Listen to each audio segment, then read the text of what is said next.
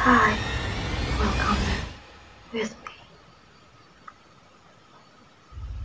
Hari ini kita akan melanjutkan cerita kemarin mengenai Yasmin. Kak, semuanya sudah siap? Tanya Kinan sedikit berbisik. Ara hanya mengangguk mantap.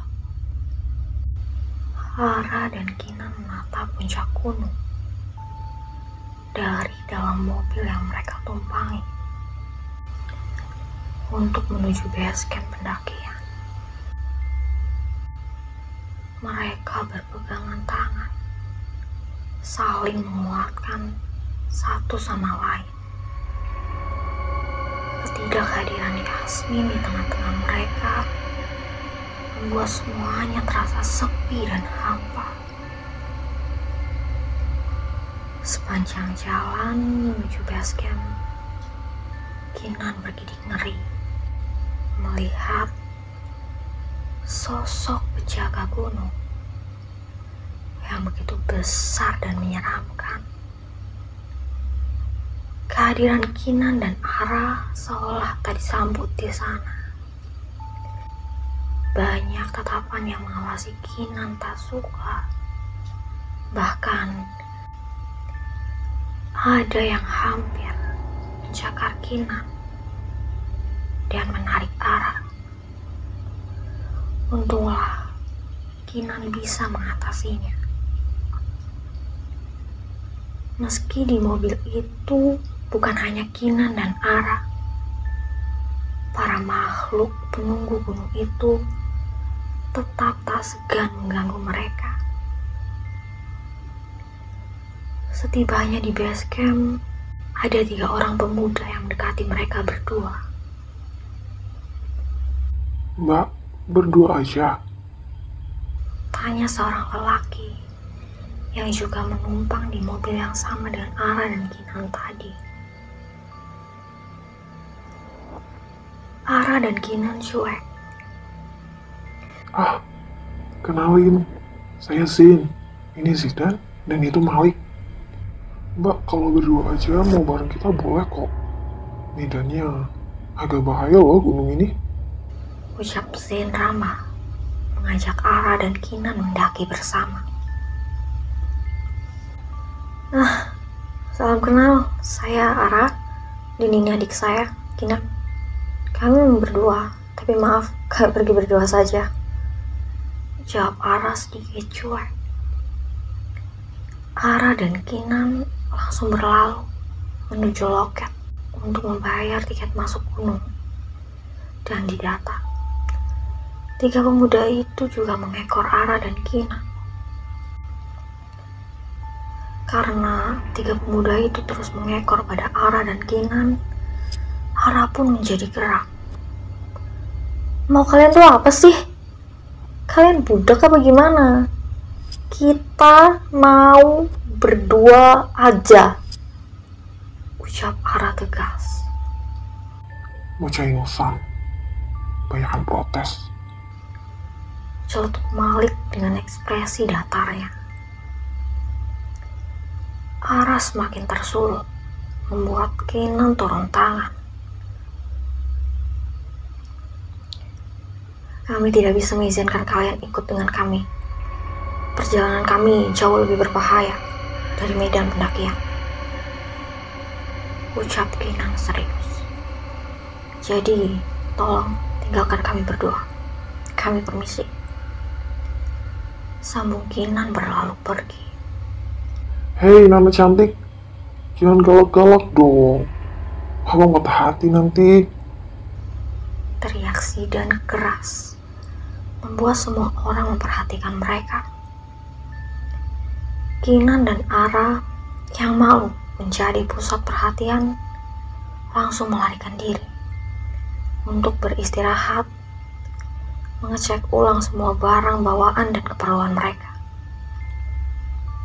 Sedangkan Zidan yang mendapat sebuah hadiah citakan dari Zain. Zidan memang sudah tak diragukan lagi keplayboyannya. Melihat Kinan dan Ara berlalu pergi, mereka bertiga berdiskusi, mencari cara agar mereka tak kehilangan jejak Kinan dan Ara. Waktu mendaki pun tiba. Kinan dan Ara sudah bergerak. Atmosfer hutan terasa begitu mencekam, meskipun hari belum malam. Ara hingga merinding merasakan perbedaannya.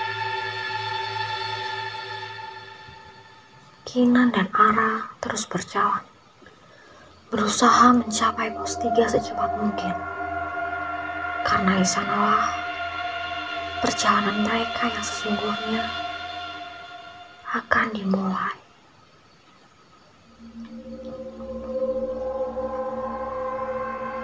Sedang Malik, Zain dan Zidan yang mengikuti Kinan dan Ara hampir kehilangan jejak mereka. Karena mereka berdua berjalan begitu cepat. Kak, kita istirahat dulu saja sembari mempersiapkan semuanya, ucap Kinan yang diangguki Ara. Mata mereka menatap tajam penuh keyakinan. Demi menyelamatkan Yasmin, mereka harus bersiap secara fisik dan mental. Malik, Zain dan Zidan yang mengikuti mereka juga berhenti agak jauh agar tak ketahuan. Namun Zidan pergi mendekat, memata-matai Kinan dan Ara mengumpulkan informasi. Zidan yang mendengar pembicaraan Kinan dan Ara tentang misi penyelamatan Yasmin langsung kembali dan mengatakan apa yang ia dengar kepada Malik dan Zain. Mereka bertiga, ucap Zidan terburu-buru dengan nafas yang tidak stabil. Malik langsung menoyor kepala Zidan. kau buta. Kau tidak bisa menghitung. Kembali TK saja sana. Abang tidak tahu apa-apa, diam saja. Sahut Zidan kesal. Yang tidak tahu apa-apa itu kamu. Taunya godain anak orang aja tiap hari. Dasar playboy. Sahut Malik tak mau kalah. Dasar kaku. Ucap Zidan sengit. Di tengah perdebatan mereka, Zain melerai dan meminta Zidan menjelaskan apa yang ia ketahui.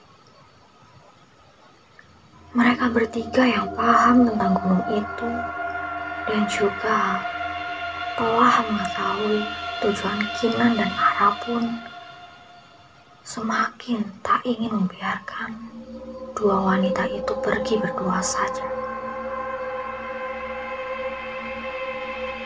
Mereka akan tetap mengikuti Kinan dan Ara. Hari yang mulai gelap memaksa Kinan dan Ara melanjutkan perjalanan. Malik, Zain dan Zidan pun ikut bergerak.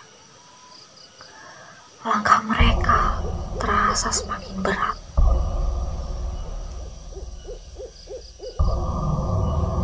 Langit semakin gelap, jalanan hutan pun semakin tak bersahabat, membuat para pendaki harus ekstra hati-hati.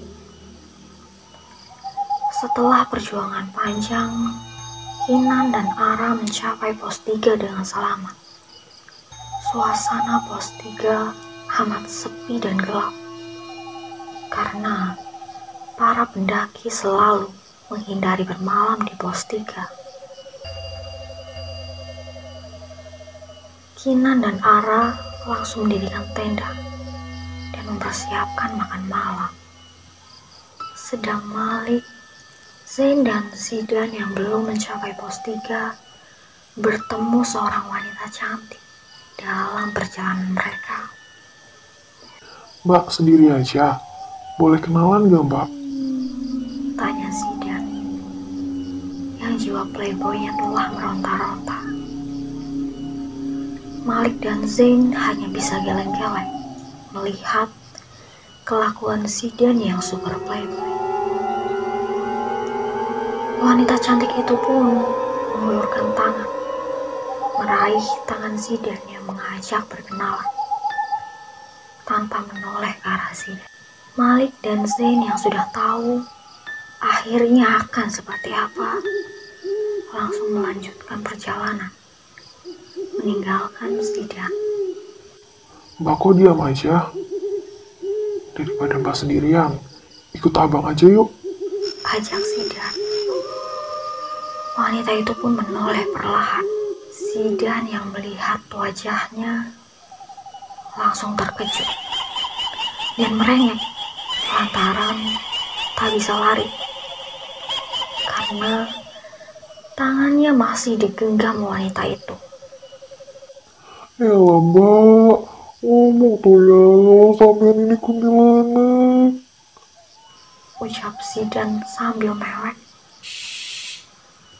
Abang kan gak nanya, cuma nanya nama aja tadi, sahut kuntilanak tersebut. Mbak, tolong lepasin tangan saya. Saya mau lari dulu. Sahut Zidan, sudah sangat ingin lari menyusul Malik dan Zain. Lah, gimana sih? Tadi kan abang yang ngajak aku ikut abang. Dasar playboy pelin-pelan, ucap kuntilanak itu marah. Kuntilanak itu pun mengulurkan tangan dengan kuku panjangnya, hendak mencekik Zidan. Buk, merepotkan, ucap Malik setelah menendang kepala kuntilanak itu hingga lepas.